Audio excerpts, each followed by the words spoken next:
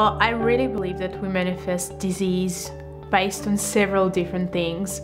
One, it's our genetics and our environment. So where we grew up, how we were interacting with the people in our environment, what was happening, what we were told about ourselves, whether we were told that we were great and we could achieve great things, or whether we were abused and put down. So all of this has a huge impact.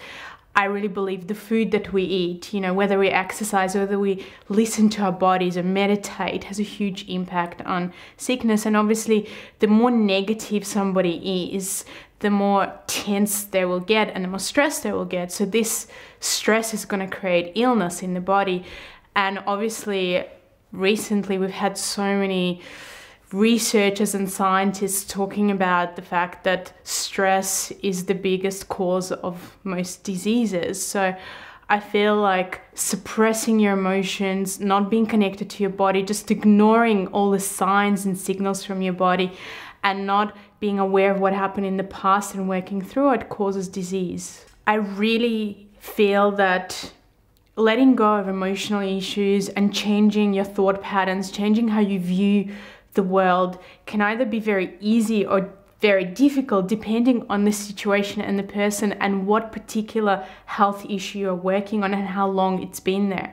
So if I'm looking at something, let's say like back pain, because a lot of people have back pain, then if it's been there for a really long time, again, it might take me longer to look at, well, what's going on there? How can I let go of things? Or it can be reasonably quick, like in my own experience of healing my own back pain.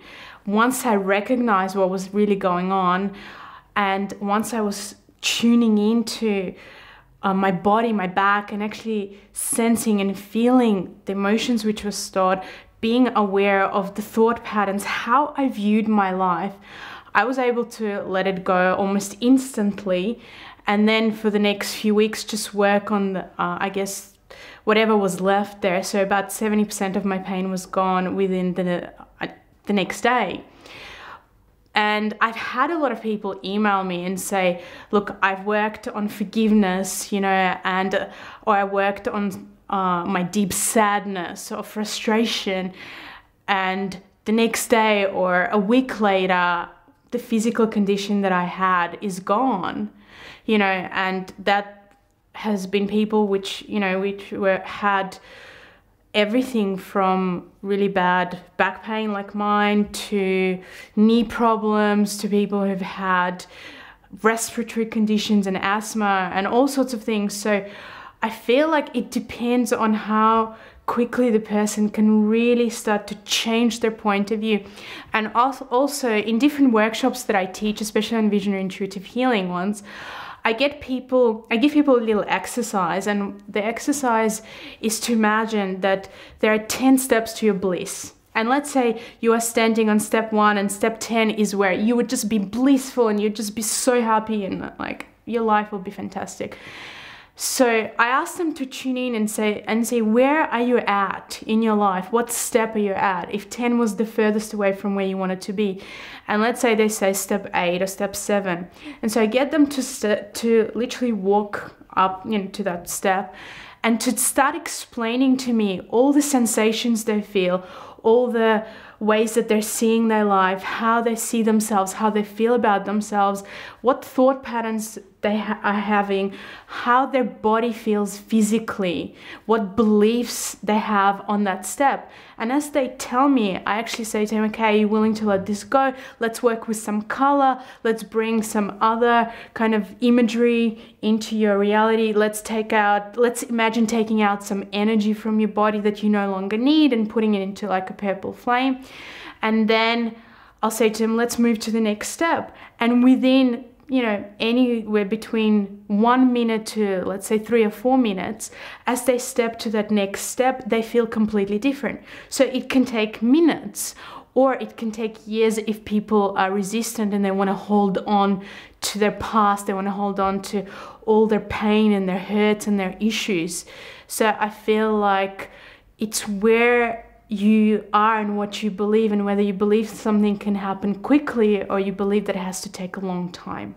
Well, I believe in color. I believe that color has a huge impact, because most of us, you know, if we're blessed with having, you know, reasonably good vision, we are always walking around on a daily basis looking at colors, looking at nature, looking at the colors that surround us, putting on colors on our skin, which, you know, when a color touches your skin, it has a huge impact on your whole body and your physiology and your hormonal levels, because the skin is kind of it's our biggest organ, you know, our largest organ, and it, you know, influences whatever is, you know, inside us, and our feelings and our sensations. When we look in the mirror and we see ourselves wearing a bright color, we feel different, you know. So color healing has a huge impact, and I love it because I teach people to use color, you know, in terms of energy. And so often people say, well, I don't know what energy is, you know, and how to work with it. So the way that I encourage them to understand it is I'll get them to do a little exercise, which I'll do now, where I get them to rub their hands together for about 30 to 40 seconds. And actually, as you rub your hands together, you are awakening your whole body, and you're awakening your circulatory system, and you're also connecting to all the different parts and organs inside your body, because your hands have acupressure points all over them. And so as you rub your hands together and you get some heat in your body, you then place your hands just next to each other, and you start to feel these tingling sensations all around. And then what I get people to do is visualize a color. So I might say, okay, let's visualize red, you know. And I also have color cards. So sometimes people have difficulty visualizing. So I actually say to them, look at that color using the color cards that I have. And so then let's say if it's red, I ask them to just play with it and feel, what does it feel like? Is it cold? Is it warm? What is, you know, is it heavy? Is it light? You know, so they are literally going, wow, you know, I'm holding this energetic, you know, ball of red in my hands. And then I'll say to them, I'll talk to them about what the color is. So let's say if we are talking about red, red is great for energy. So anyone who suffers from depression or lack of energy, or, you know, any kind of pain in their bodies, red is great for it, and also great for confidence, great for attracting abundance into your life. So then I'll say to them, okay, now that you have a bit of an understanding of what it is, why don't you connect to your body and check, where in my body do I need this color? Also, red is really good for weight loss. And so, you know, so this gets them to tune in. It gets them to go, what's happening in my body? Where do I need it? And then I get them to place their hands just above that part of their body, you know. So maybe they feel like, you know, I need some red in my shoulder because I've been training and I've got some tension here. And so then I get them to close their eyes and really breathe that color in, and literally visualize that color going into their body, into their cells, into the muscles, you know, or into the organ. And as they are visualizing it and sending that energy, I ask them to also imagine that it's circulating inside the body. And then I ask them to repeat the word clear. And as they repeat that word clear, which is a word for clearing and like literally cleansing, purifying the body, they're visualizing anything that's stuck there, releasing from the body. And then in the end, I'll say, okay, if you can, just place your, you know, hand on that part of the body. And touch is one of the most healing things for the body, and so important that we connect to ourselves, we touch our bodies, you know, that, you know, it's like when we touch somebody that we love, it heals us, it makes us feel good.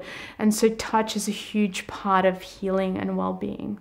Often once people connect to themselves or using, let's say, red, I'll say, okay, let's rub your hands together again, and this time let's work with blue, for instance, because blue is a very different color to red. And I'll ask them, well, how does blue feel? Does it feel warm or cold again? And often people say, well, blue is much more cooling, it feels lighter. And so it's like they're literally touching that color, and they recognize that colors have energy, they have vibrations, and they can, you know, really impact us. And so, you know, I'll talk about the fact that Blue helps you to relax, it helps you to meditate, it helps you with your voice, so you know, you can communicate better. You know, it's the color of the throat chakra, so it makes you have more confidence in meetings, or you know, places where you need to express yourself, or with people that you need to express yourself with, you know. And so I get people to play with all different colors, and then they start to realize, you know what, when I work with a color, when I place my hands on my body and I, you know, visualize it, tune into that color, send that color to myself, I feel different, you know. And so color healing is so easy, it's really profound, and the best thing about it is that it's fun, you know. So, and I feel like healing has to be fun for a person to continue with it, and also for people who have children. It's a great way to get children into healing and into kind of really connecting to themselves and, you know, becoming creative, because colors make you feel joyful, they make you creative, they make you understand life, you know, in a different way.